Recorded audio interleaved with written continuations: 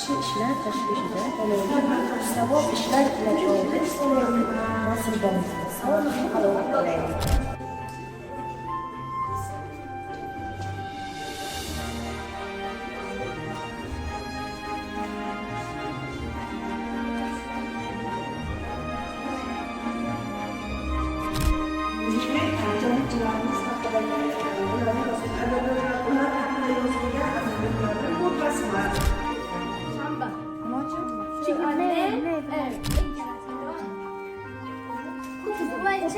Chuvalchang uzundan uzun emas, chuvalchangdan uzun emas.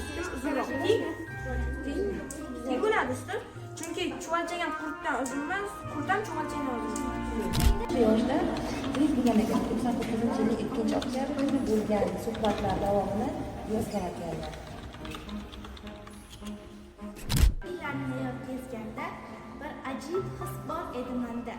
Chappaq urib gullagan bog'im, o'par edim vatan tuprog'im. Odamlardan tinglab hikoya, o'sar edi shoirda g'oya. Daryolardan kuylab o'tardim, ertaklarga quloq tutardim. Garchi uzoq turganlarni yoqtirmadim, she'r yozdim, bo'lak ishni xotirmadim. Tilim turib o'z tilimda gapirmadim. Bir eslasam eziladi bag'ri dilim, ona tilim, kechir meni ona tilim. G'urbatda g'arib, shodmon bo'lmas emish. El anga shafiqu, mehribon bo'lmas emish.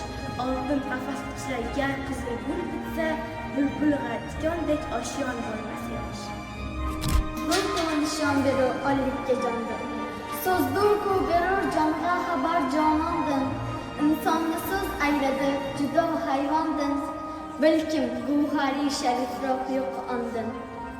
Hayot kerakli o'z vaqtida unumli foydalanishimiz kerak. Biz ham mana shu Oyon Ravshan domlada yaxshi inson bo'lishimiz kerak.